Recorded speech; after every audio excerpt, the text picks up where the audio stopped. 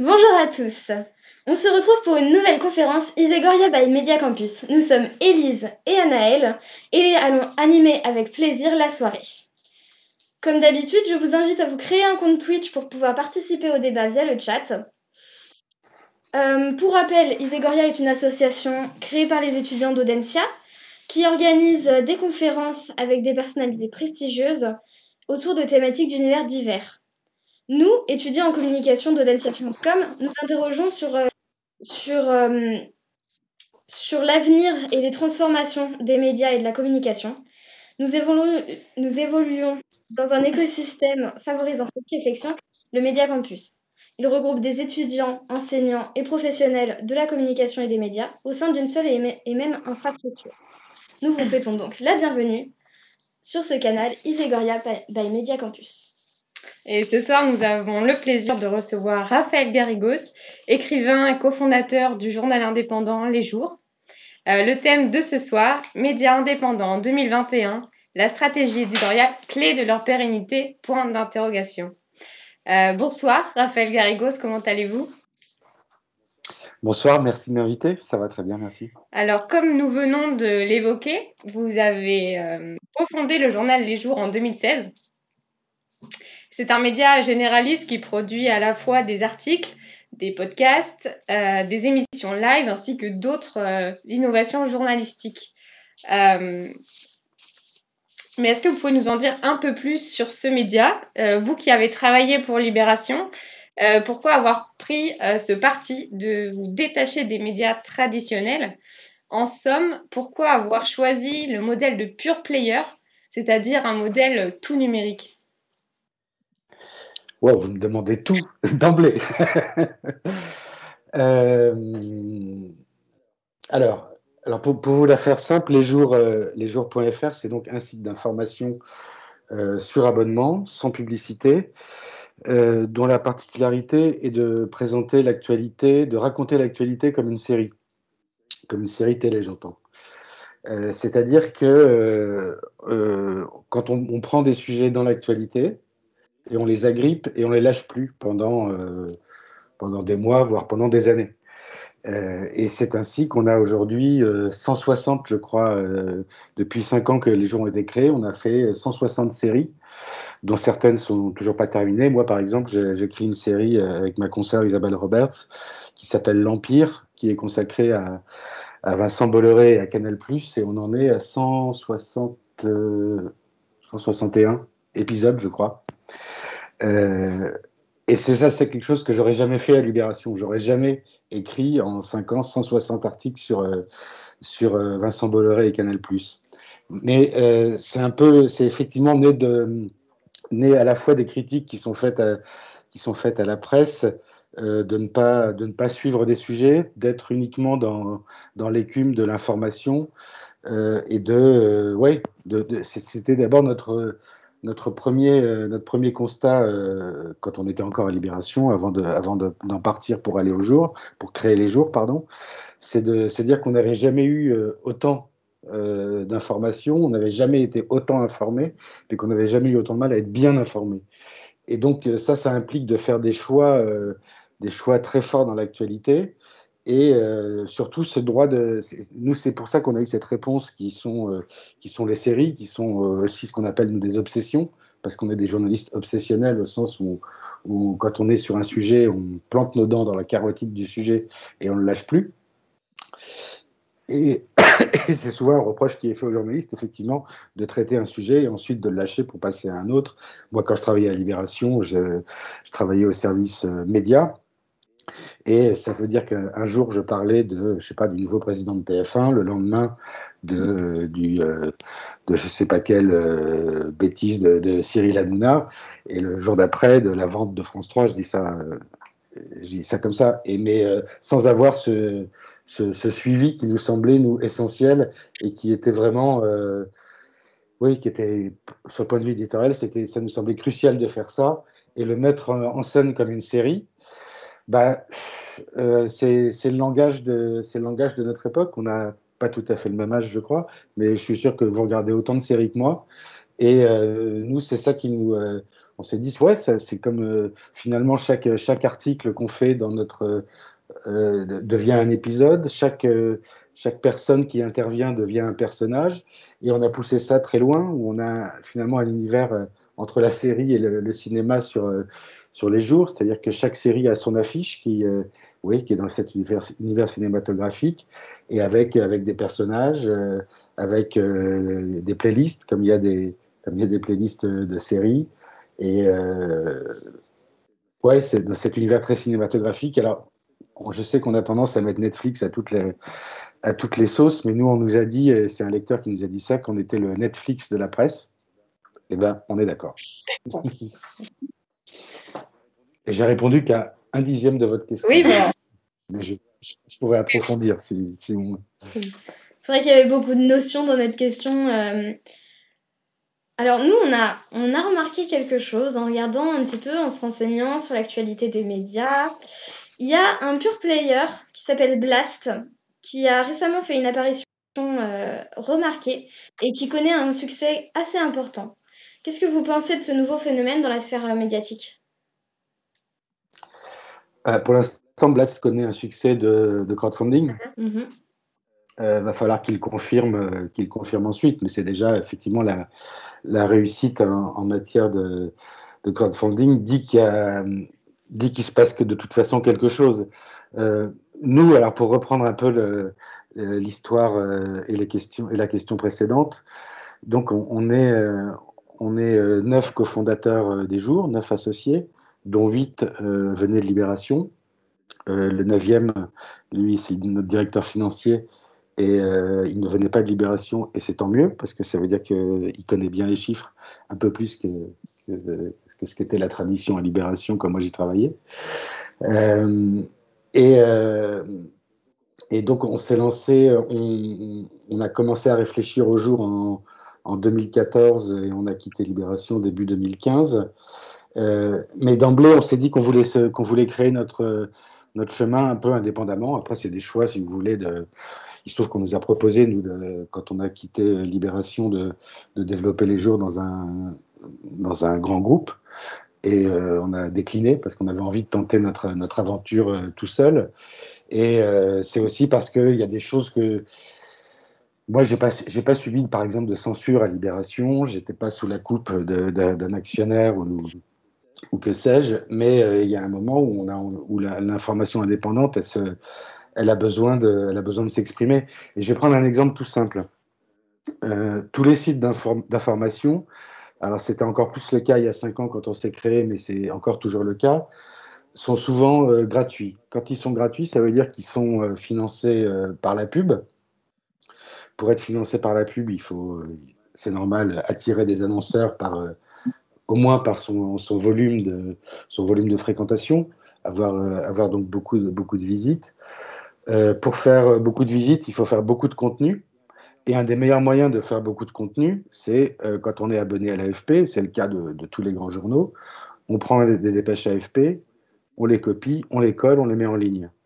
Et c'est comme ça que vous vous retrouvez avec, sur le site, disons, de Valeurs Actuelles, de l'Obs, de Libération, du Figaro, à savoir des médias qui ont des lignes éditoriales très différentes, avec le même contenu, avec la même dépêche AFP.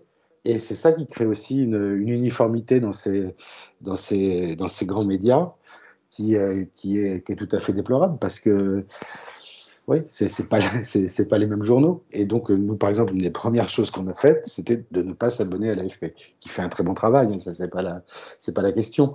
Mais finalement, on se retrouve avec du contenu copié-collé de site en site et un contenu identique. Si vous regardez n'importe quelle information tombée aujourd'hui, vous allez voir tous les journaux de PQR, tous les journaux ont la même dépêche AFP sur n'importe quel sujet. Donc, nous, ça a été une de nos premières décisions. D'accord. Alors, et ce que ça dit par rapport à Blast, pour essayer de reboucler avec votre question, eh ben, écoutez, on verra. Et moi, Blast, j'attends de voir maintenant éditorialement ce que ça donne, quoi. Très bien. Et alors, du coup, on va revenir un petit peu sur cette question du financement du journal, parce que c'est vrai que les jours fonctionnent principalement grâce aux abonnements de vos lecteurs. qui possède une partie du capital et la majeure partie de l'entreprise est quand même détenue par donc, les 9 cofondateurs. Et du coup, je reviens un petit peu sur ce que vous disiez. À l'ère du tout gratuit, pourquoi avoir choisi de lancer un journal payant? Alors c'est marrant, c'est quelque chose où on s'est pas posé la question très longtemps en fait entre nous. On s'est posé d'autres questions, on s'est engueulé sur d'autres sujets forcément, mais là c'est quelque chose qui a été vraiment très naturel pour nous de se dire pas de pub, de l'abonnement, parce que c'est pour nous le format le plus, le plus sain finalement, c'est celui de l'abonnement, parce qu'on a aussi vu, là par exemple il y a 3 secondes j'étais en train de regarder un sujet, pour ne pas les nommer, sur le site des Inrocks, qui était consacré à la bourse Jean-Luc Lagardère. Et quand je regarde la bourse Jean-Luc Lagardère sur ce sujet-là, il y avait écrit comme signature, c'était contenu partenaire, un truc comme ça. Sauf que c'est présenté comme un article de presse. Et j'aime bien les Inrocks. Bon, tant pis si j'en tape un peu dessus, mais bon. Ça, c'est des choses qui troublent, si vous voulez. On a aussi des fois des choses où les journalistes vont se dire ah oui, il y a écrit publié reportage dans un coin, donc c'est bon, l'honneur est sauf, mais le lecteur, il ne va pas faire la différence entre un contenu publicitaire et un contenu rédactionnel. Donc on a voulu d'emblée être très clair, pas de pub. Alors, déjà d'un point de vue graphique, c'est très appréciable. Quand on fait un site, on s'aperçoit qu'il y a beaucoup de place quand on enlève la pub. Donc on n'est pas pollué par ça. Et donc, ça veut dire effectivement prendre le choix de l'abonnement. Et au moment où on s'est lancé, il ne faut pas oublier qu'on marchait quand même dans les traces de Mediapart, qui est quand même un énorme succès de presse payante sur Internet. Quand on s'est lancé, pareil, en 2016, eh ben, c'était en train de changer, les choses étaient en train de changer. On se mettait à payer pour s'abonner à de la musique. On se mettait à payer pour Netflix, par exemple. Moi, j'ai beaucoup piraté de musique et de séries. Finalement, c'est quelque chose qui rentre petit à petit dans les mœurs de payer pour ça.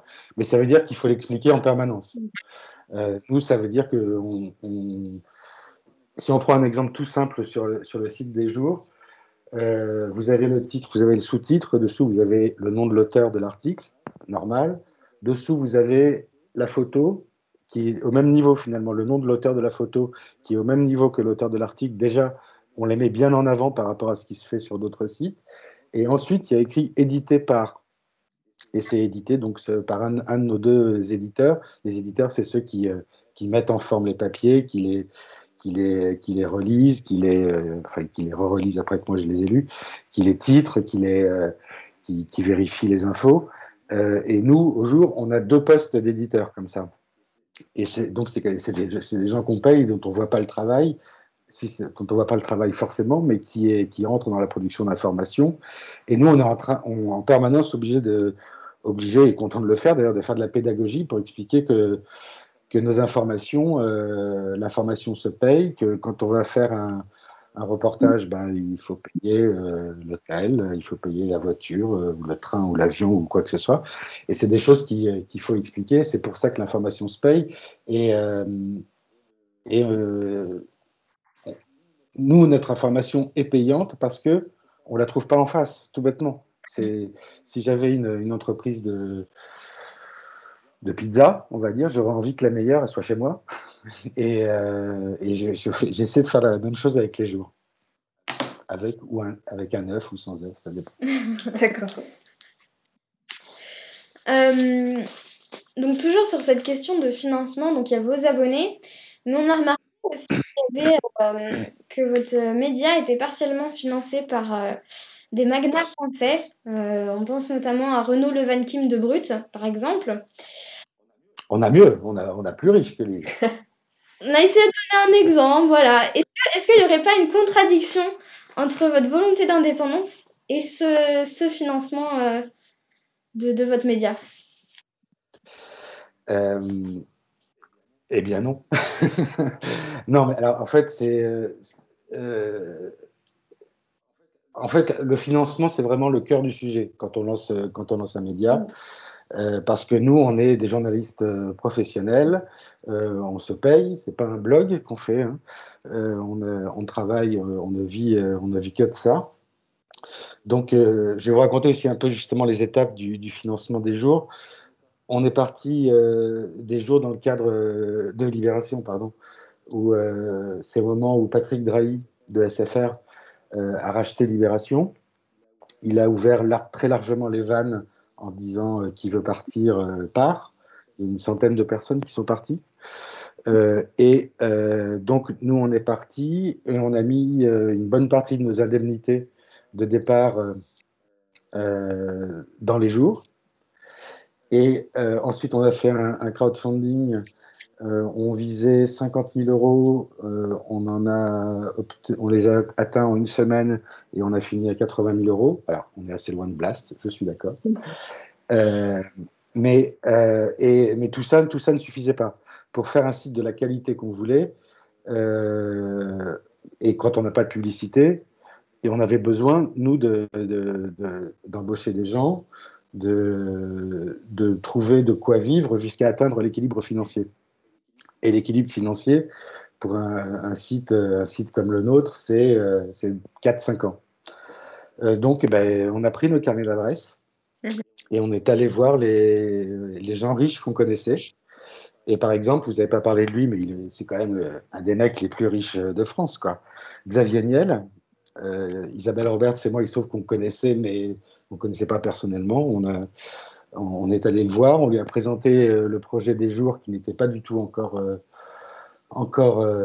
créé, hein. C'était vraiment juste sur le papier. Il nous a dit, je cite, je trouve que votre truc, c'est ludique et je vais investir dedans. Il nous a dit, vous êtes je ne sais plus si c'était 27e ou 37e média dans lequel il investissait. Et on lui a dit, bon, par contre, la contrepartie, c'est vous mettez de l'argent, c'est gentil, mais nous, on est un site indépendant et vous n'allez pas mettre votre nez dans nos affaires. Il a dit, oui, bien sûr, pas de souci. Et au contraire, il dit, je veux que vous soyez dur, si vous devez parler de moi, soyez dur, etc. On a dit, pas de problème, faites-nous confiance. Et comme ça, on a quelques personnes. Alors, Renaud Levanquin serait content qu'il soit qualifié de mania. Je ne pense pas qu'il le soit, mais bon. Mais c'est vrai qu'il y a d'autres personnes comme ça qui sont assez argentées. Et alors, Xavier Niel doit avoir finalement 4%, je crois, des jours, ou quelque chose comme ça. En tout cas, tout est en ligne sur le site. C'est ça, c'est la contrepartie de l'indépendance. Donc, 70% du capital des jours est détenu par ces 9 cofondateurs, dont 8 journalistes, et Xavier Niel à 4%. Et Xavier Niel, il n'intervient jamais. Il n'a aucune. C'était dans le deal de départ, qu'il n'a rien à voir avec la ligne éditoriale des jours. Nous, quand on doit parler de Xavier Niel, parce que cet homme-là est dans beaucoup d'affaires, on mentionne à chaque fois qu'il est un de nos actionnaires. On a fait 160 séries pour l'instant. Il n'y en a pas encore eu une sur Xavier Niel, mais s'il doit y en avoir une, il y en aura une. Et s'il n'est pas content, tant pis. Et pour reprendre l'exemple de Mediapart, il était là au début de Mediapart. Il a donné de l'argent à Mediapart, et alors plus qu'à nous même. Et alors, Xavier Niel, son goût, il dit avoir un goût pour la presse, mais nous, une fois que notre but, c'est d'arriver à ce qu'a fait Mediapart, c'est de racheter ses parts et de le virer du capital, lui dire merci, vous nous avez aidés pour nous lancer. Mais c'est vrai qu'on avait de toute façon besoin de ces il doit y avoir une dizaine comme ça d'actionnaires privés qui sont là pour faire pour nous aider à atteindre l'équilibre financier. Cet équilibre financier, on l'a atteint en 4 ans, en novembre dernier. Et c'était vraiment un vrai Graal d'atteindre cet équilibre financier. Félicitations. Ça, c'est lié de le dire. Non, mais merci beaucoup pour cette réponse. Maintenant, on va peut-être passer à une autre partie de cette conférence qui va plus s'intéresser au contenu, à la stratégie éditoriale en tant que telle. Donc, pour commencer, est-ce que vous pouvez nous expliquer un petit peu comment vous avez construit et arrêté votre ligne éditoriale? Est-ce que vous êtes appuyé sur des pure players déjà existants ou pas du tout? Bah, en fait, pas du tout. Parce qu'on a regardé ce qui se faisait. Enfin, quand on fait un site web, que ce soit un site de pizza, par exemple, ou un site de presse, on regarde ce qui se fait ailleurs. Et nous, on n'a pas trouvé ce qui nous intéressait. On a trouvé sur, je ne sais pas si vous connaissez le site Quartz, qui est un site américain spécialisé plutôt en économie. À ses débuts, il avait ce qu'il appelle des obsessions, qui est aussi le terme par lequel nous aussi on désigne des séries, mais qu'il utilise plus du tout. Et donc nous on est parti de ce constat, je vous disais, d'éparpillement de l'information, en se disant qu'on voulait être dans l'actualité, parce que nous, venant d'un quotidien, on aime l'actualité, adrénaline, cette adrénaline-là, je ne vais pas y arriver, mais bon, vous avez compris l'idée. C'est-à-dire qu'on ne veut pas des sujets non plus trop décalés par rapport à l'actualité. Et on s'est dit, on va prendre des sujets dans l'actualité, on ne va pas tout faire, mais ce qu'on va faire, on va donc le faire à fond. C'est donc ce qu'on a appelé des obsessions ou des séries, comme on veut. Des fois, des gens trouvent que le terme obsession fait un peu maladif, mais après, tout nous intéresse. Nous, on a fait à peu près, on fait des sujets politiques, des sujets médias, on a un sujet sur l'industrie du people, on a des sujets sur l'industrie de la musique, qui est un secteur qui est très peu enquêté, par exemple. Et on a fait des choses sur l'athlétisme. Enfin, vraiment, vraiment beaucoup de choses. On s'interdit absolument rien. Tout ce qui nous intéresse peut se transformer en série. Et puis après, la décision, c'est quand un sujet devient trop brûlant et on se dit qu'il faut absolument qu'on le fasse. Par exemple, quand il y a eu quand l'affaire Benalla est sortie, c'est sorti un mercredi dans Le Monde. On trouvait que cette histoire était géniale et qu'elle valait vraiment le coup d'être racontée. Et 2 jours après, on a donc lancé notre série sur l'affaire Benalla qui s'appelait L'homme du président et qui a suivi cette histoire-là pendant des mois. C'était ça votre question? Oui, c'était que vous avez construit votre stratégie éditoriale dans les grandes lignes. Ouais. Mais c'est vrai qu'on n'a pas trop regardé enfin, du coup, on a beaucoup regardé ce qui se faisait ailleurs, mais pas tant sur le contenu que sur le contenu éditorial que sur d'autres petits trucs. On s'est beaucoup inspiré quand on construit un site, il faut regarder par exemple, il faut regarder le tunnel d'abonnement. C'est très, très précieux. C'est-à-dire entre le moment où le lecteur va se retrouver sur le paywall du site, à savoir il a lu les 10 premières lignes et bing, on lui dit qu'il faut payer. Ça, faut travailler ça très très bien pour que ce soit le plus court et le plus simple possible jusqu'à ce qu'il mette son numéro de carte bleue ou mieux, son RIB. On a regardé, oui, après les tarifs, on a regardé des sites comme, je me souviens d'un site qui s'appelait Captain Train, qu'on a beaucoup regardé à l'époque, qu'on trouvait très bien fait. Et parce qu'on trouvait aussi que Internet méritait d'avoir un site d'information natif d'Internet. Si vous prenez Mediapart, par exemple, alors c'est un très très gros succès Mediapart, mais même encore aujourd'hui, c'est un peu un journal décalqué sur le web. Oui. Il y a, comme vous trouvez sur la plupart des sites de presse, vous avez les onglets en haut, politique, société, économie, qui sont des choses qui pour nous correspondent à du papier. Et nous, on a toujours vécu dans Internet et on trouvait que ça n'avait pas de sens. Nous, on veut faire rentrer les gens sur les jours par des histoires. C'est ça qu'on trouve intéressant. Et finalement, c'est un peu comme sur Netflix. C'est assez rare que sur Netflix, vous alliez chercher forcément une série polar ou une série fantastique. Ça va être l'affiche, le résumé qui va vous aguicher. Et nous, c'est un peu ce qu'on essaye de faire au jour. Alors, j'emploie des termes qui n'ont peut-être pas forcément à voir avec le journalisme, à guichet, des choses comme ça. Mais nous, il se trouve qu'on a été élevés à Libération, où on aime bien jouer avec l'information, s'en amuser aussi quand c'est possible. C'est pas toujours le cas. En tout cas, c'était ça. Notre inspiration, elle venait des séries, et elle venait aussi beaucoup d'une série que vous connaissez peut-être qui s'appelle The Wire. En français, elle s'appelle Sur écoute. C'est une série, ça y est, j'ai oublié son nom. je vais vous le trouver très rapide. Normalement, je le connais par cœur, le mec, je cite son nom à chaque fois. Ne bougez pas, hein, je vous le donne tout de suite. The Wire, The Wire, The Wire, The Wire. David Simon. David Simon, au départ, c'est un journaliste américain qui travaille dans un canard qui s'appelle le Baltimore Sun et qui fait une, qui fait une série d'articles sur le trafic de drogue à Baltimore. Et cette série d'articles devient une fiction. Il faut que vous regardiez cette série si vous n'avez jamais vu. Mettre en note. Et qui devient une série à succès. Et nous, on a un peu fait l'inverse en se servant des règles de la fiction pour écrire sur de l'actualité, sur de l'information, sans jamais, évidemment, faire de fiction. On se sert des règles, mais pas de fiction, tout est vrai sur les jours. D'accord. Et en plus de ce format particulier des séries, vous avez quand même un ton qui est particulier aussi. Oui. Les articles des jours et les autres contenus que vous créez, ils sont facilement reconnaissables par leur plume aiguisée et parfois sarcastique. Est-ce que adopter un style très tranché comme vous l'avez fait, c'est indispensable pour être un journal indépendant?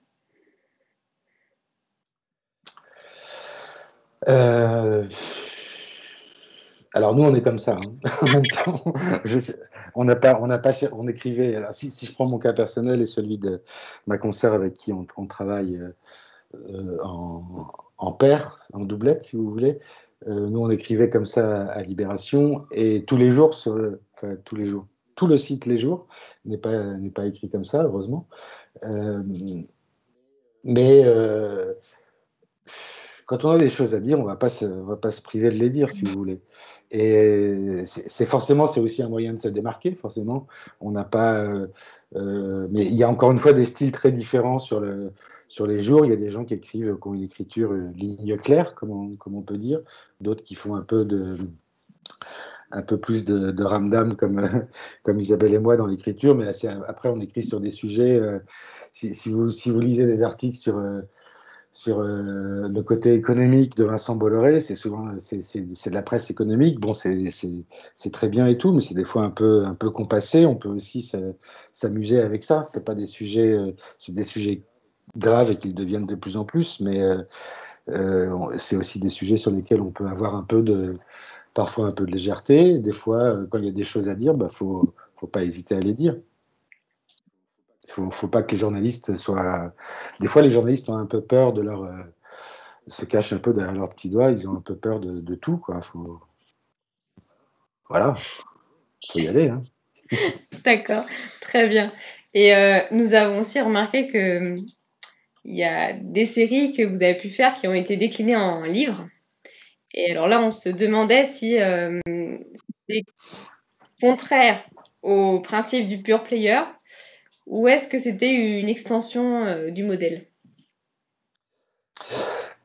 En fait, dès le début, avant même qu'on lance les jours, on s'est dit notre histoire, nos histoires là, c'est pas mal. Ça pourrait avoir une déclinaison assez naturelle en livre, au sens où chaque épisode devient un chapitre. Et très vite, on a été approché par le Seuil, les éditions du Seuil, qui a conclu avec laquelle on a conclu un accord d'exclusivité, un accord de première fenêtre en fait. C'est-à-dire que le Seuil avait un droit de préemption sur chacune de nos séries pour qu'elle puisse devenir un livre. Et on a fait comme ça, je crois, 5 livres avec le Seuil et 3 autres avec d'autres maisons d'édition, plus d'autres qui arrivent. Pour nous, c'était tout à fait naturel. Et ça nous permettait aussi de nous faire connaître plus, parce que le Seuil, c'est une grosse force de frappe commerciale. Le Seuil, quand ils sortent un livre, il est présent partout. Donc, quand vous avez le Seuil et les jours sur un même livre, c'est quelque chose de très, très bon pour nous et qui est aussi très bon pour un éditeur, au sens où il se retrouve avec avec un contenu qui est très bien écrit, en toute modestie, qui est corrigé, qui est enquêté. C'est une enquête qu'ils n'ont pas à payer, qui a déjà été payée par nous. Et on s'est aperçu qu'il n'y avait pas du tout de cannibalisation d'ailleurs entre nos lecteurs, nos abonnés et des lecteurs des livres. Il y a certains de nos abonnés qui aiment bien acheter le livre en plus et des gens qui vont le lire sans savoir du tout qui on est. Et oui, c'est quelque chose qu'on essaie de développer au point qu'aujourd'hui, on se voit un peu comme une fabrique d'histoires vraies, où à chaque nouvelle série qu'on va lancer, on se dit, tiens, qu'est-ce que pourrait devenir cette série, outre ce qu'elle est d'emblée sur les jours? Est-ce qu'il y a la série, donc il y a la série écrite sur les jours et le texte et les photos. Est-ce que c'est quelque chose qui va se prêter à un podcast et à qui on le propose? Est-ce que ça peut se prêter à un livre et à qui on le propose? Ou alors à un documentaire ou audiovisuel ou pourquoi pas après, plus tard, à une fiction, à de la fiction aussi. C'est quelque chose qu'on essaie de penser comme ça d'emblée. Quel serait le bon support? Et à chaque fois, faut que ça ait du sens. C'est pas parce que c'est la mode des podcasts qu'on va se dire tiens cette série on va en faire un podcast. Si c'est du podcast, c'est que faut qu'il y ait, faut que le son ait un sens. Par exemple, quand on s'est lancé nous euh, je crois qu'on s'est lancé un petit peu après Brut. Et les gens qu'on rencontrait n'avaient que Brut à la bouche et les vidéos brutes.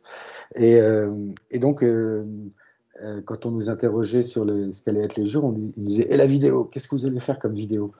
Et la vidéo, alors on a fait un petit peu, mais quand ça avait du sens. Alors, il se trouve que c'est pas notre média de prédilection, même si on s'interdit pas d'en faire aussi.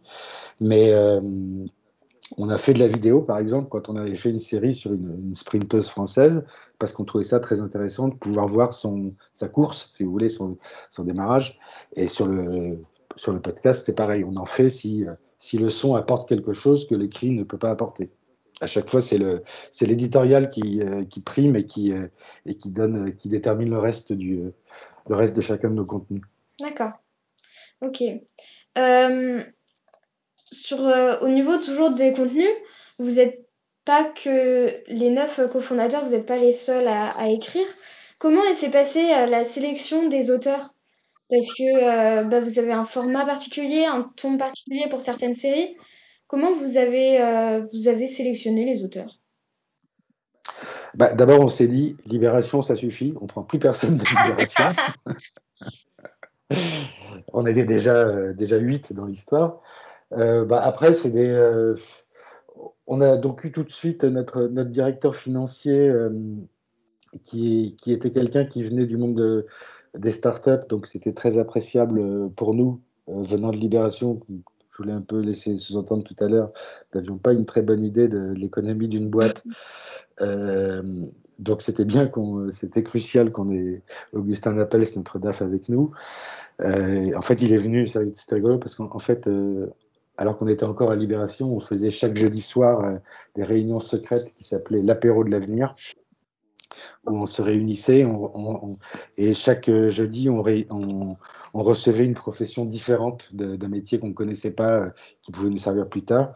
Et une fois, il y a ce directeur administratif et financier qui est venu, et il n'est plus jamais reparti au point de devenir un des cofondateurs. Après, c'était des recrutements. Ce qui a été très compliqué, par exemple, c'est de trouver un développeur. Parce que les bons développeurs dans la presse sont assez rares. Les développeurs, quand ils sont bons, ils sont très vite captés par des boîtes qui les payent très très cher. Et nous, c'était pas possible à l'époque. On a quand même trouvé un développeur qui est une perle et qui est en CDI avec nous. Et ça a été vraiment une chasse à l'homme qu'on a fait pour trouver Adrien Hérault.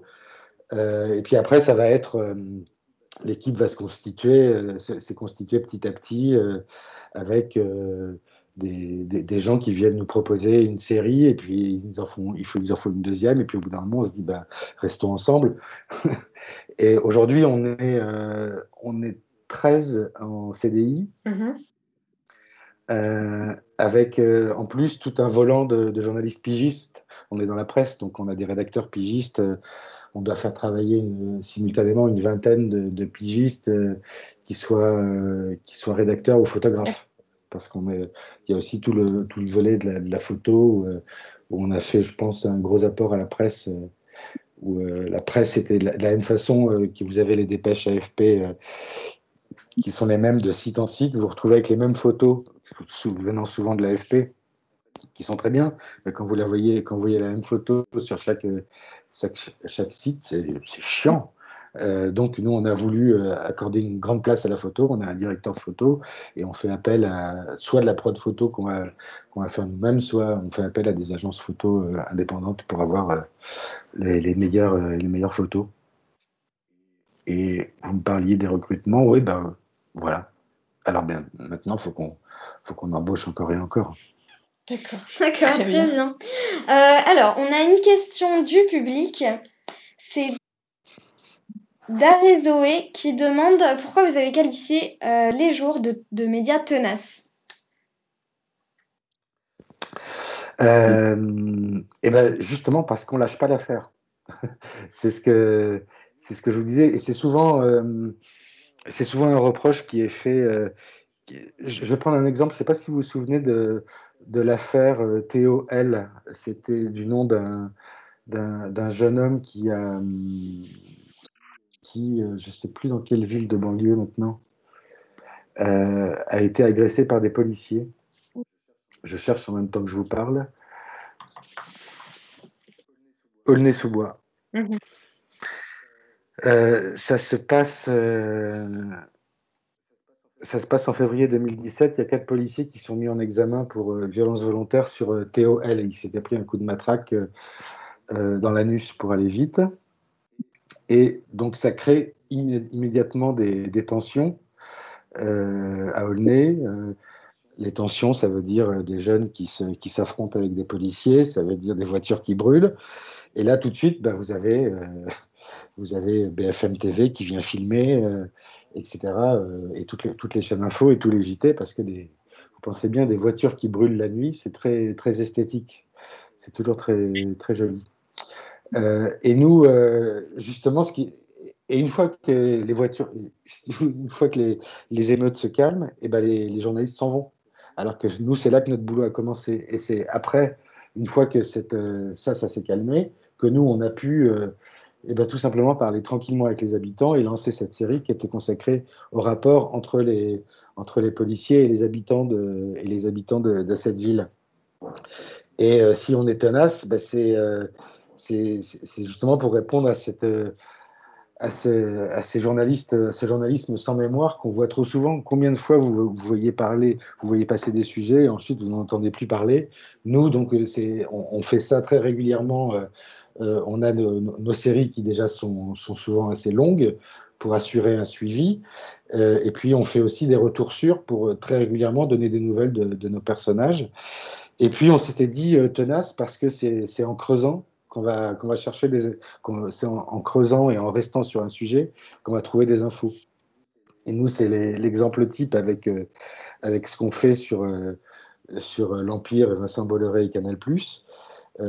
C'est en restant longtemps sur un sujet, en ayant des gens des gens qui nous font confiance, des gens qu'on voit régulièrement, qui voient qu'on ne va pas être là une fois sur Canal+, et le lendemain sur je ne sais pas quelle histoire à Europe 1, qui se disent, bah oui, on peut leur faire confiance, on peut leur confier des choses, et c'est comme ça que dans cette série-là, on sort beaucoup d'infos. Et être tenace, ça doit être une qualité normale, si vous voulez, d'un journaliste, mais qui est des fois un peu empêchée par des systèmes économiques. Quand je vous décrivais tout à l'heure ce système d'AFP, de dépêche AFP copier-coller de site en site, ça vaut pour des dépêches AFP, mais ça vaut aussi pour des sites à qui on va demander de faire de l'actu en permanence. Et donc, on a des journalistes qui font de l'actu en permanence et qui n'ont pas le temps de creuser des sujets. Et ils font de l'actu pour faire du contenu, pour faire beaucoup de contenu, et pour faire beaucoup de contenu, et afin de faire beaucoup d'audience et d'attirer de la pub ensuite. Voilà pourquoi on est tenace. Et en plus, on est tenace de caractère au départ. Oui, c'est sûrement une qualité. Ah bah oui. Et est-ce qu'il y a une série, par exemple, qui vous plaît plus qu'une autre qui a été produite par les jours? Euh, Bah, moi, je garde une affection pour la toute première qu'on a lancée qui s'appelle Les Revenants. Les Revenants, c'était une série de David Thompson consacrée aux djihadistes de retour en France. Après l'effondrement de l'État islamique, beaucoup de jeunes Français qui étaient partis en Syrie en espérant je ne sais quoi, mais en espérant y trouver une espèce de paradis sur Terre, ont voulu revenir en France. Certains ont voulu revenir aussi quand les attentats ont été commis. Ils cautionnaient pas ça, mais certains avaient aussi fait des, des choses innommables et ont voulu revenir au bout d'un moment. Et David Thompson, euh, qui est un journaliste de RFI, a fait cette série pour nous. Et c'est une série qui est totalement, qui est faite d'énormément d'entretiens avec beaucoup de personnes il a fait 6 saisons des Revenants. Je parlais de séries, on réfléchit en saison aussi, qui sont des témoignages exceptionnels sur ce que c'était, pourquoi est-ce que ces jeunes-là sont partis. Et c'était un moment où politiquement, c'était pas facile de s'intéresser à ce phénomène, où on nous disait que expliquer, c'était déjà comprendre, voire excuser. Manuel Valls disait ça. Et non, des phénomènes comme ça qui sont totalement incompréhensibles, il faut au contraire, c'est notre travail à nous d'aller fouiller, d'aller comprendre pourquoi quelqu'un va partir à Raqqa du jour au lendemain pour y décapiter des gens, même si c'est pour ça. Et c'est un travail c'est une série à laquelle je tiens d'autant plus qu'elle a obtenu le prix Albert Londres, qui est le prix le plus prestigieux du journalisme, pour le livre un livre qui a été fait justement à partir des Revenants qui a été publié au Seuil. Et alors c'est le livre qui a eu le prix Albert Londres, mais c'est finalement la première fois qu'un site internet, qu'un pure player avait le prix Albert Londres, et c'était très appréciable pour nous. Ouais. C'est une série formidable. Très bien. Et donc, si vous voulez bien, on va poursuivre avec la thématique de la relation aux lecteurs ou aux abonnés, qui est assez particulière dans votre cas. Donc, on voit bien que les contenus que vous proposez sont assez diversifiés, parce qu'on a parlé d'articles, de séries, de podcasts, de playlists même parfois.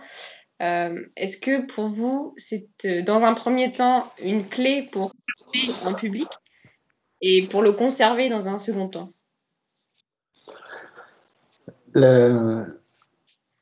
C'est crucial. La relation aux abonnés est vraiment cruciale. D'abord, c'est encore une fois une idée qu'on avait d'emblée avant de créer les jours, c'est que euh, euh, j'ai l'impression qu'à Libération, je ne sais pas ce qu'il en est aujourd'hui, mais qu'on avait un peu oublié qu'on avait des lecteurs et que être lecteur de Libération, moi, je trouvais quand j'étais lecteur de Libération avant d'y être journaliste, que c'était quelque chose d'un peu différent. Je sais pas, je trouvais ça un peu cool. Enfin, bref. Et on avait cette envie tous de recréer une communauté autour d'un média. Euh, parce que il y a des communautés politiques, des communautés spirituelles. On trouvait ça intéressant d'avoir une communauté d'idées finalement autour d'un média qui serait, je suis pas sûr que ce soit un drapeau parce que c'est pas trop notre style, mais en tout cas d'avoir ce rapport-là qu'on a commencé à cultiver très tôt en fait, avant même le lancement des jours. Euh, euh, En février 2015. Donc là, on a quitté Libération depuis un mois. Et en février 2015, on lance ce qui s'appelle une landing page. C'est-à-dire, il y a une page, il y avait écrit les jours. Je ne sais même pas à quoi ressemblait le logo à l'époque. Je ne suis pas sûr qu'il ressemblait à celui qu'on a aujourd'hui, mais pas loin quand même. Et on avait le nom des 9 cofondateurs et une case pour s'inscrire en disant voilà, on va lancer un site d'information. Si vous voulez être tenu au courant, inscrivez-vous ici. Alors, on avait l'avantage qu'il y avait eu un intérêt médiatique autour de cette grosse crise à Libération qui fait que les gens étaient intéressés pour savoir ce qu'allait devenir ceux qui étaient partis. Et donc, on a bénéficié de ça. Et donc, on a, je ne sais plus à combien de... On sait qu'on est arrivé très vite à 10 000 abonnés à cette newsletter. Je ne sais plus jusqu'à combien on est allé. Et chaque semaine, on envoyait des nouvelles de ce qu'on était en train de faire. Parce qu'on a lancé les jours que plus d'1 an plus tard. Euh, on envoyait une newsletter chaque semaine pour dire, ben voilà, on est en train de travailler sur tel ou tel sujet. Tiens, on a envie qu'il y ait de la photo. Voilà un travail qu'on a repéré ici ou là. Ou alors, on est en train de chercher des locaux. Aidez-nous, c'est la merde. C'est difficile de trouver des locaux. Et on a fait ça pendant. Puis après, on a eu ça a enchaîné avec notre épisode de crowdfunding. Je parle vraiment qu'en série, moi, d'épisode maintenant. Avec notre épisode de crowdfunding où, comme on avait toute cette communauté sur newsletter, on les a attirés on les a attirés vers le crowdfunding et ils sont venus. Et tout ça, on a voulu le poursuivre. On a voulu le poursuivre une fois que les jours ont été lancés, en ayant toujours ce rapport très simple, mais très direct avec nos lecteurs. Très simple, je veux dire, on est journaliste, ils sont lecteurs. Nous, on n'est pas dans ce concept qu'il y a eu, par exemple, rue 89 pendant un temps, de la formation à 3 voix, et qui n'existe plus aujourd'hui d'ailleurs. C'est-à-dire que les lecteurs lisent et nous, on écrit. On n'a pas de lecteurs qui écrivent des articles et on n'a pas de plateforme de blog comme fait Mediapart, par exemple. En plus, c'est quand même pas très 2021. Mais ce rapport très fort et très direct avec nos lecteurs, on l'a ensuite transformé avec la création d'une société des amis. Mhm. Donc, il y a la Société des Amis des Jours où des abonnés, ou pas d'ailleurs, ont pu devenir actionnaires des Jours. C'est aujourd'hui la deuxième partie d'actionnaires. C'est donc d'abord les fondateurs journalistes et ensuite les abonnés. Et on le cultive encore plus avec, chaque année, on organise une conférence de rédaction à laquelle est invité les gens de la SDA, la Société des Amis, où on leur demande on les fait réfléchir, comme on fait nous chaque lundi, pour identifier 4 sujets de séries, de nouvelles obsessions. Et ces 4 sujets sont mis ensuite au vote de tous les abonnés. C'est les abonnés qui choisissent. Et on l'a fait plusieurs fois. C'est comme ça qu'on a eu une série sur la mort des abeilles qui s'appelait Il faut sauver le soldat Maya. Une autre sur les circuits courts qui s'appelait Du cargo au frigo. Et c'est des sujets qui forcément, que nous, on ne va pas forcément identifier, mais qui vont plaire aux lecteurs. Il y en avait un, alors je pense que c'était un super sujet, mais quand on a vu qu'il montait dans les sondages, on avait un peu peur. C'était un sujet sur les assurances. Et on se disait, putain, si ce sujet-là gagne, va falloir qu'on le fasse, quoi. Mais peut-être que c'est sûrement un sujet super intéressant à faire. Et en tout cas, on essaie d'avoir tout le temps ce rapport très fort avec nos lecteurs. Et c'est crucial parce que quand on est sur abonnement, on a besoin comme ça de ce rapport fort, de ce rapport très transparent. Quand je vous parlais de l'actionnariat des jours, il est tout à fait transparent sur le site des jours. Sur chaque papier, évidemment, ça c'est un peu classique. Il y a un lien pour écrire aux journalistes et on répond. Par contre, chez nous, il n'y a pas de commentaires sous les articles. Parce qu'on considère que c'est un peu vieux aussi comme histoire et que c'est encore une fois quelque chose qui correspond à un modèle d'audience publicitaire, au sens où si vous mettez des commentaires sous un papier, c'est pour que les gens restent plus longtemps sous un papier et qu'ils fassent monter l'audience du site comme ça. Donc là, on est d'accord qu'on parle d'une partie des sujets. Est-ce que sur le reste de vos sujets, sur les séries actuelles, tout ça, est-ce que vos lecteurs, vos abonnés surtout, ils ont un droit de regard aussi là-dessus ou pas du tout en fait? Non. Pas du tout. Bah, après, Suivez, ils donc ont. comme vous avez ils- entamé le truc, moi je... Non, non, non, non, ils ont le droit de regard, ils ont un droit de choix sur une D'accord. série. Mais c'est pas, on n'est pas dans une démocratie au jour, hein. C'est nous qui décidons. Euh, Après, le droit de regard, on l'a en regardant ce que nos lecteurs lisent ou Oui, pas. oui. Après, c'est pas parce que une série est pas lue, c'est à nous d'évaluer ça, si vous voulez. Mais avec notre système justement de séries et d'obsession, il faut qu'on fasse attention à un truc, c'est qu'au bout d'un moment, si la série n'intéresse plus que celui qui est écrit dessus, Oui. il faut qu'on se pose des questions. Alors, en l'occurrence, c'est pas le cas si vous vouliez me taquiner sur la série L'Empire, qui avec ses 160 épisodes, eh bien, elle n'intéresse pas que nous. C'est une des séries qui est les plus plébiscitées et les plus lues par nos lecteurs. Mais si je prends un exemple, on a chaque année des séries consacrées à l'éducation, ce qui s'appelait les années collège, qui se passaient pendant une année dans un collège, les années lycée. Aujourd'hui, on est dans les années bac. Ça fait 2 ans qu'on est dans une classe de première pour suivre pour suivre la réforme du bac. Et on a suivi une classe de première et ensuite les premières, on les a suivies en terminale.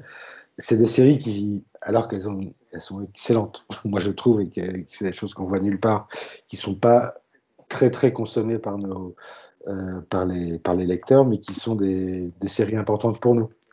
Et après, on a différents leviers aussi. On a les séries que les séries qui vont faire venir des abonnés, pour lesquelles des gens vont s'abonner, et d'autres qui vont être celles que les abonnés vont consommer. Et c'est pas toujours les mêmes. Il y a des séries qui attirent et d'autres qui retiennent. Et on fait ça tout le temps, attraction, rétention. Et il faut qu'on marche sur ces deux pieds-là. Et par exemple, quand je vois, il y a pas longtemps, on a sorti des scoops sur l'histoire Ménès, l'affaire Ménès à Canal+, Pierre Ménès. On a quelqu'un qui s'est abonné en disant, moi je vous connaissais pas, je vous ai découvert avec l'affaire Ménès, qui était super machin. Et là, je suis en train de découvrir une autre série. C'était une série consacrée au djihadisme, une autre. Et c'est vraiment génial ce que vous faites. Alors, avoir quelqu'un qui vient pour une série et qui reste pour une autre, c'est exactement ce qu'on cherche. Ouais. Et du coup, là, on parlait de séries, mais il y a aussi plein d'autres formes journalistiques, si on peut dire, sur votre site.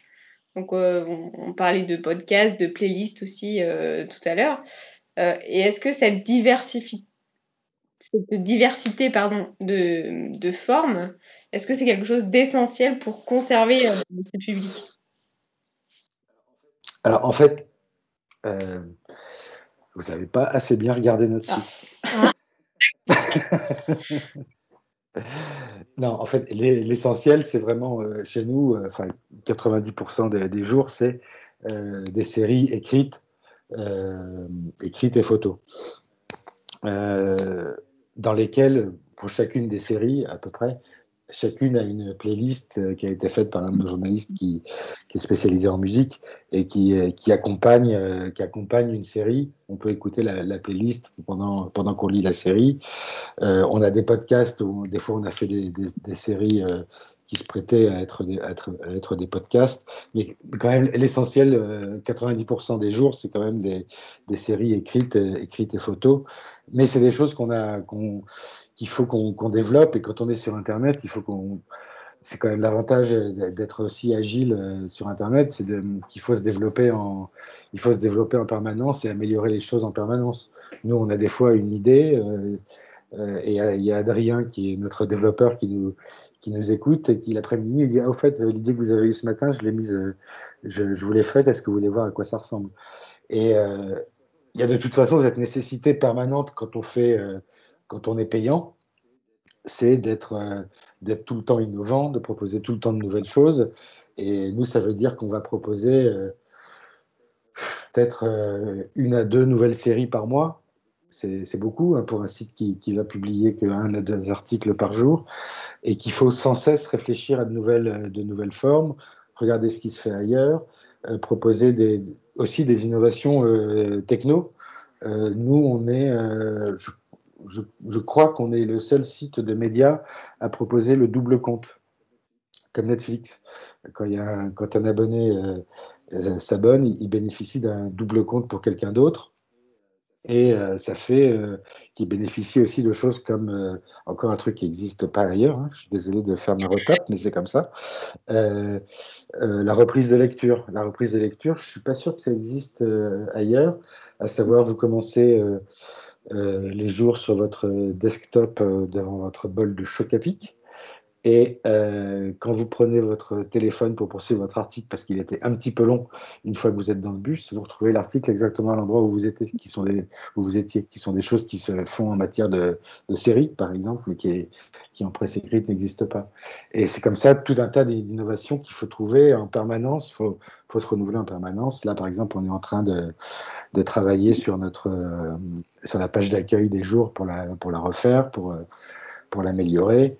Et on travaille aussi à de la lecture d'articles, parce que c'est quelque chose que nous demandent nos abonnés, que les articles puissent être écoutés aussi. Mais ça veut dire, ça veut dire que nous, on ne veut pas se contenter d'une voix robotique, synthétique, même s'il y a des choses très très bien qui commencent à se faire de ce côté-là. On veut faire quelque chose d'un peu mieux, et tout ça, à chaque fois, bah, ça veut dire de l'argent. Si on veut faire quelque chose de qualité, faut payer la personne qui va faire la voix, faut payer un habillage sonore, même si c'est pas totalement un podcast, on veut quand même avoir quelque chose de très, très qualitatif. Donc, le nerf de la guerre, c'est l'argent, encore une fois. Ouais, ça, c'est un peu dans beaucoup de domaines. On est où? Là, oui. Donc, vous, en fait, le but, c'est de rester sur ces séries. Vous avez parlé un peu de l'idée de vous renseigner sur le fait de faire des articles audio. Quelle vision vous avez au long terme de votre média? C'est une question qu'on se pose nous-mêmes. Euh, En fait, ce qu'on veut surtout pas, c'est vivoter.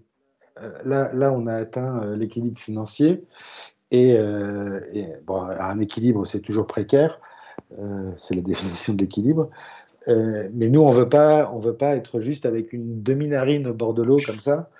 Ça suffit pas, quoi. Il faut qu'on se développe. Il faut que il faut que si demain il y a un tremblement de terre au Japon et qu'on trouve que c'est un super sujet d'obsession, et c'est certainement un super sujet au-delà des images de gravats qu'on va voir partout, je suis sûr qu'il y a un super sujet à faire sur un tremblement de terre au Japon et que ça mériterait une série chez nous. Il faut qu'on puisse se dire, bah, c'est bon, clac, on y va, on a un photographe, on a un journaliste sur place, voilà. Ce que je ne sais pas, c'est est-ce qu'à terme, on va publier 20 articles sur les jours et avoir finalement une couverture totalement exhaustive de l'actualité, mais uniquement en série, ce qui ferait certainement de nous le meilleur journal du monde.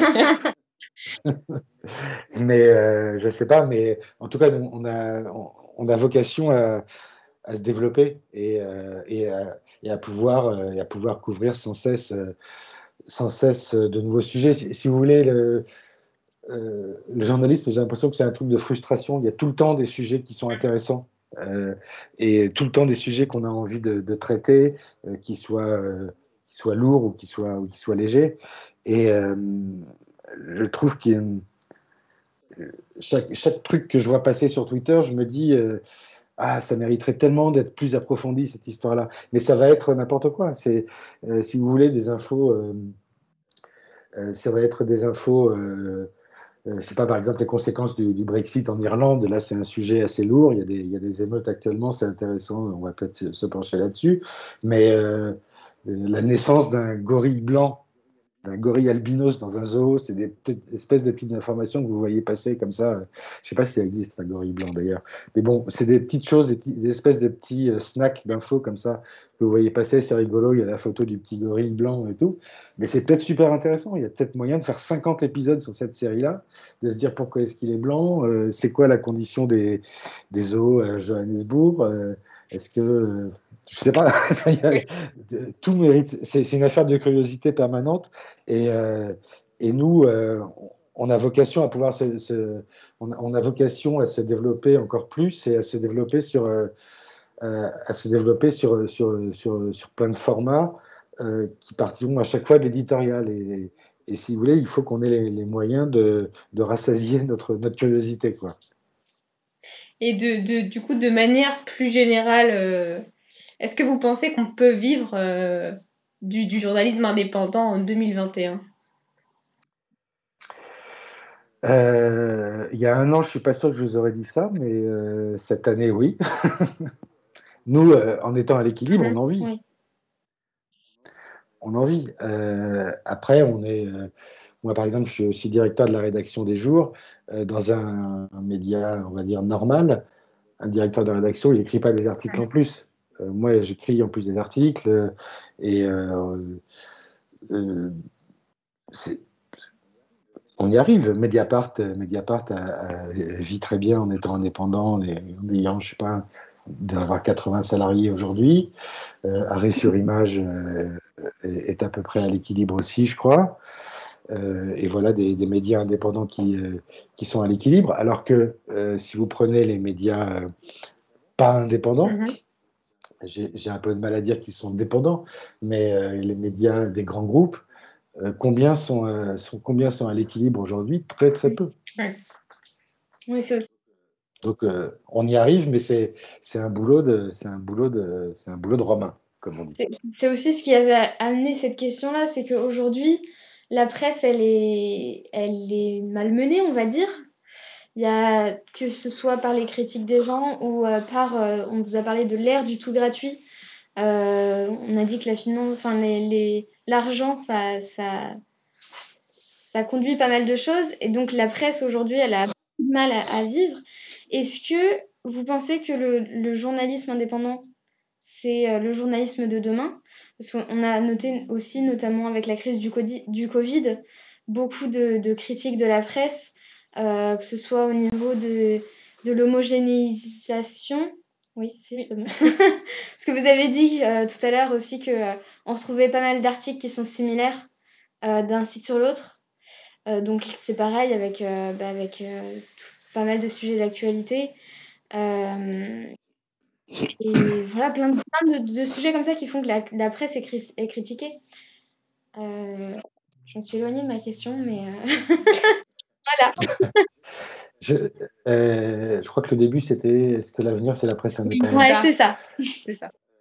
Je sais pas, parce que si je prends. Si vous voulez, la presse a souvent eu une fonction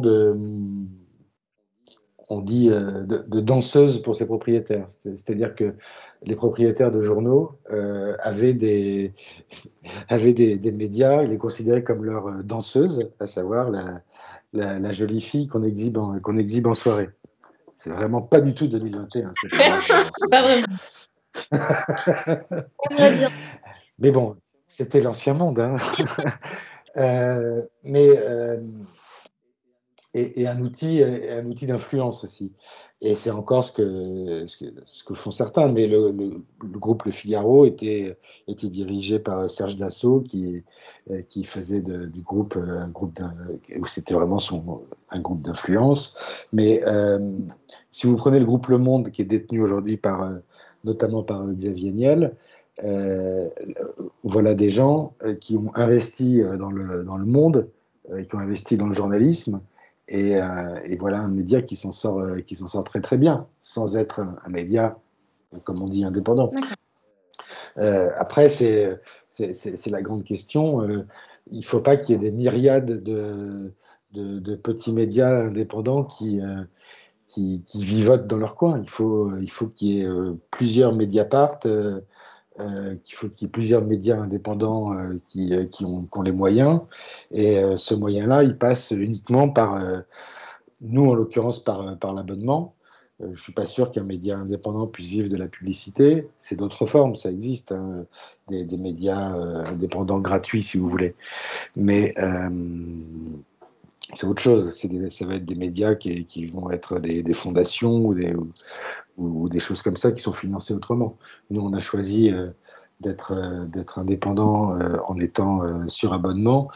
Mais c'est un schéma qu'il faut expliquer sans cesse, qu'il faut expliquer aux gens que le journalisme de qualité coûte de l'argent. Si vous voulez juste vous informer, vous allez acheter des cigarettes, il y a un petit écran à côté de l'endroit dans le bureau de tabac avec 3 infos qui passent, vous pouvez vous contenter de ça. Après, vous saurez qu'il y a eu un tremblement de terre, vous ne saurez pas pourquoi.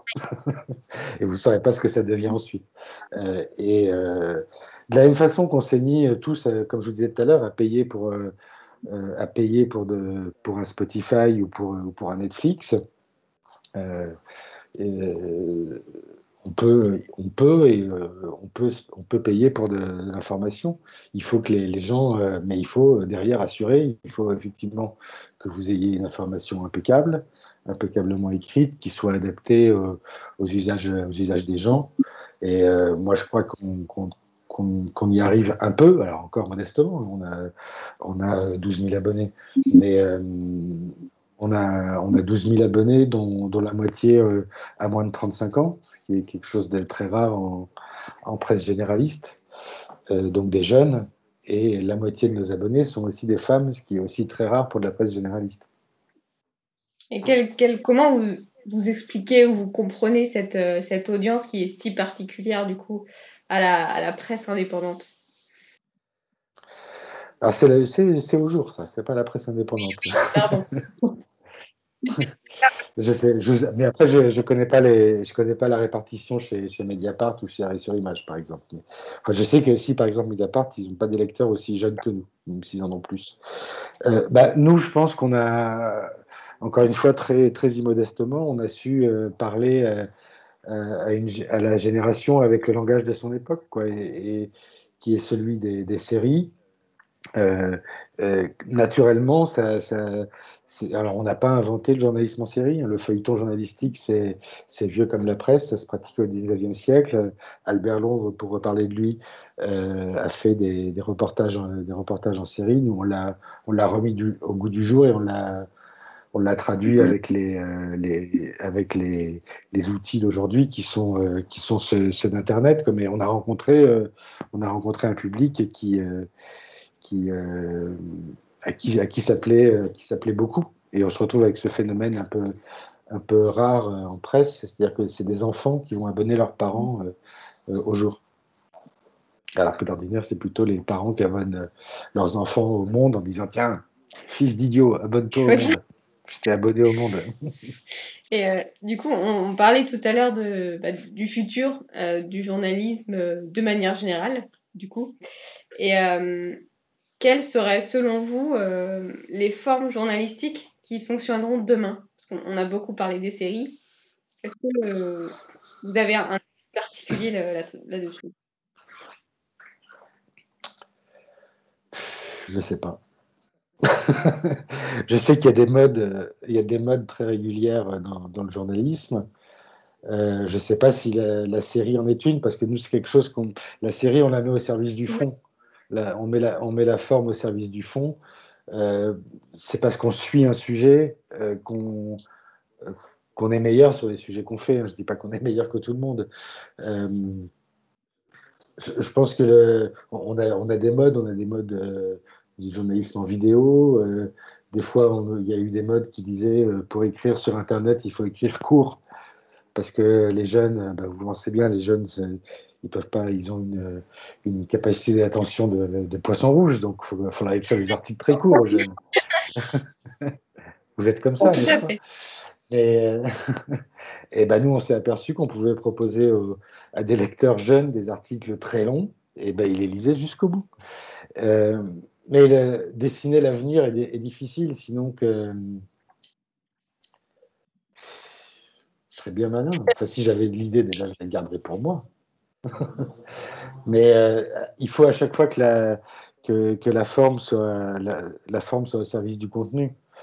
parce qu'on voit beaucoup de formes se faire. On voit des fois des expériences de 360 degrés, par exemple, des expériences d'immersion.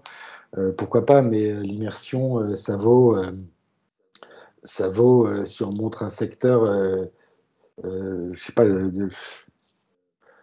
par exemple, le Guardian avait fait une expérience de 360 degrés, comme ça, des vidéos à 360 degrés dans une cellule de prison. Ça vaut, parce que quand vous apercevez à quoi ça ressemble vraiment une prison, vous comprenez un petit peu tout de suite que c'est bien gentil de vouloir envoyer des gens en prison, mais quand il s'agit de passer 15 ans dans 5 mètres carrés, c'est un peu différent. Il faut à chaque fois que ce soit au service du fond, il faut qu'il y ait des journalistes qui croient en leur métier et qui le fassent bien et qui le fassent de mieux en mieux. Je pense que c'est le cas. Je pense que les journalistes travaillent de mieux en mieux. C'était pas mieux avant, la presse. Et qu'il faut que ouais, la presse se fasse aussi le reflet de la société. Et de ce côté-là, il y a encore du boulot. Oui, effectivement. Ouais. Et tant qu'on parle d'avenir, je pense qu'on a certains étudiants qui nous écoutent. Il y en a pas mal qui veulent devenir journalistes. Est-ce que vous auriez un conseil à leur donner? Plus sur le côté journaliste, là, du coup, que média, mais...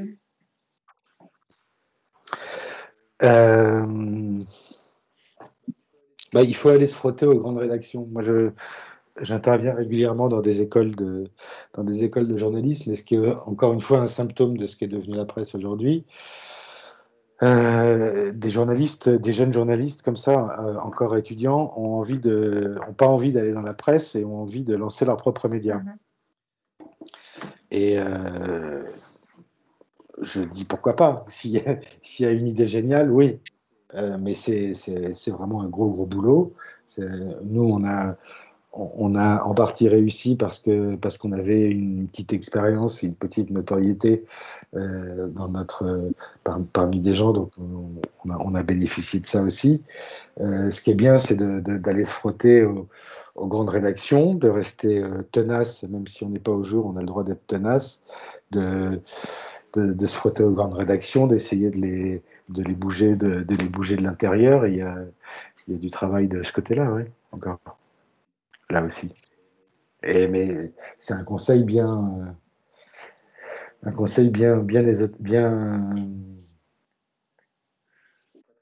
pas très précis. Qu'est-ce que je pourrais donner? Ouais, faut s'accrocher, faut être curieux. Ouais. Faut surtout être curieux de tout, ne jamais se contenter d'une parole, mais en prendre deux ou trois. Faut lever le nez dans la rue pour voir ce qui se passe, parce que c'est là que c'est intéressant, et que tout peut être intéressant. Et les sujets sont intéressants. Si je sors dans ma rue en bas de chez moi, je suis sûr que je trouve 3 sujets intéressants à faire, sans partir en Afghanistan, si vous voulez. Même si partir en Afghanistan, c'est super aussi. Ok. On a une question d'Arézoé encore. Il demande ce que vous pensez de la revue 21. Est-ce que vous envisageriez... Alors, je sais pas si c'est 2 questions différentes, hein. Est-ce que vous envisageriez une version papier des jours à l'échelle de la durée des séries que vous produisez? Il y a 2 questions. Ce que je pense de la revue 21, ça fait un petit moment que je ne l'ai pas lu, je vous avoue. Mais on a une démarche un peu commune sur la qualité, sur le long cours, sur le long format comme ça. Nous, après, on va peut-être être un peu plus ancré dans l'actualité que la revue 21. Mais en tout cas, nous, on participe. Je pense qu'on est des cousins, quoi qu'il arrive avec 21, c'est-à-dire des gens qu'on connaît et avec qui on travaille régulièrement. La revue 21, elle fait partie du même groupe que la revue dessinée. Je ne sais pas si vous connaissez la revue dessinée, qui est du journalisme en bande dessinée. Et nous, il y a plusieurs de nos séries qui ont été adaptées par la revue dessinée en bande dessinée, ou alors des séries qu'on a coproduites d'emblée pour faire que des certaines de nos séries soient aussi en bande dessinée, parce que c'est encore des formats qu'on a envie de tester sur les jours. Et une version papier, oui, de la même façon qu'on le fait avec des livres. Une revue les jours, ça pourrait être intéressant. Après, d'expérience, moi j'ai l'impression d'expérience que j'ai vécue à Libération, dès qu'il y a du papier dans l'histoire, le papier, ça devient tout de suite une autre forme de production lourde, une forme quasiment industrielle de production, et tout le papier se retrouve, toute la rédaction se retrouve uniquement axée sur la production du journalisme sur papier. Et c'est aussi pour ça qu'on a choisi d'être en ligne d'emblée, se débarrasser de ces contingences de papier, d'horaires, d'impression, de pages à remplir, etc. Euh, si on devait... alors, 21, c'est trimestriel ou semestriel, je ne sais plus maintenant. Je ne sais plus maintenant. Enfin bref, en tout cas, nous, si on devait se lancer dans une revue un peu comme ça, il faudrait qu'elle soit semestrielle grand maximum, parce que sinon, on se fait bouffer par le cycle de production du papier, et après on rentre dans une autre économie qui est devenue très compliquée, hein. Là encore plus avec le déclin du papier a été accéléré par la crise sanitaire, qui fait que les ventes en kiosque et les ventes physiques de journaux sont devenues vraiment dégueulasses et vont vraiment avoir du mal à se refaire, même après la crise. Malheureusement, oui, c'est mal parti. Et donc, on va bientôt arriver donc à la fin de cette conférence. Est-ce que vous avez un dernier mot à dire? Une dernière chose à ajouter sur Quelque ce chose qu'on sujet? n'aurait pas évoqué. Ah, on a fait un bon tour là, déjà. Écoutez, je sais pas. Je sais pas. Abonnez-vous au jour. Vous savez qu'on a un tarif étudiant très bien. Et pourquoi pas? Non, non, mais je vous remercie. J'espère que j'ai intéressé plus de 3 personnes, à savoir vous deux et moi. Je pense. Et non, non, mais c'est bien que vous vous intéressiez à la presse différente. Et il faut jamais se contenter de toute façon à chaque fois d'une seule source. Il faut les varier, quoi. C'est le travail journalistique que nous, on essaie de faire en tous les cas. C'est vrai que nous, déjà, en tant qu'étudiants et au niveau d'Iségoria, c'est quand même une des grandes questions, une des grandes thématiques, c'est le média, l'avenir des médias, parce que, comme on en a parlé un peu à plusieurs moments de cette conférence, c'est incertain en fait. On sait pas on connaît pas l'avenir. Non, il y a beaucoup de choses à faire, donc. C'est incertain, c'est incertain, mais il faut bien s'apercevoir que c'est crucial. Si vous voulez, il y aura peut-être toujours des drones. Peut-être que dans 20 ans, on aura des drones robotisés qui iront filmer, qui pourront aller filmer un tremblement de terre qui se déroule ici ou là, ou une guerre, ou quelque chose comme ça. Mais un drone robotisé, je ne sais pas si ça existe, c'est des drones robotisés automatiques là, qui font des médias ensuite. Ça pourra être qu'un œil et ça ne remplacera pas le fait d'aller chercher ce qui est caché. Je vais prendre notre exemple, comme quand on sort nos dernières grosses infos qui étaient donc sur Pierre Ménès et Canal+.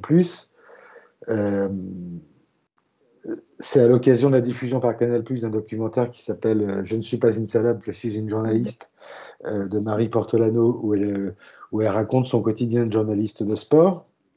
Le docu est très bien. Où elle fait témoigner des gens, des femmes qui ont subi comme ça des ambiances de vestiaire pour le coup dans des rédactions, et c'est inacceptable. Sauf que ce qu'elle ne dit pas, et pour cause, c'est que Pierre Ménès a fait ce genre de choses-là, y compris avec elle-même, dans les coulisses de Canal+. Et nous, dès la fin de la diffusion de ce doc, on sort cette info-là qui est cruciale et qui a lancé un débat sur le journalisme sportif et les femmes journalistes de sport, et qui a mis Pierre Ménès de côté de Canal+, et qui a mis Canal+ dans la sauce, pour aller vite. Ça, il faudra toujours des journalistes pour aller chercher derrière, pour montrer ce qui est caché. On n'est pas là pour dénoncer ou pour mettre les gens en prison ou les priver de leur emploi, mais on est là pour essayer de faire avancer les choses et montrer ce qui est caché. Oui, tout à fait. Tout à fait. Et donc, je pense qu'on va pouvoir conclure là-dessus. Donc, on vous remercie beaucoup, Raphaël Garrigos, d'avoir été parmi nous ce soir et d'avoir bien voulu se prêter au jeu de nos questions. Donc, nous avons passé un bon moment ce soir et on espère que vous aussi, derrière vos écrans, ça a été le cas. Quoi qu'il en soit, nous vous souhaitons une bonne soirée et on se retrouve la semaine prochaine pour une nouvelle conférence avec Gilles Van der Putten autour du journalisme de solutions. À bientôt. Merci. Merci à vous. Au revoir.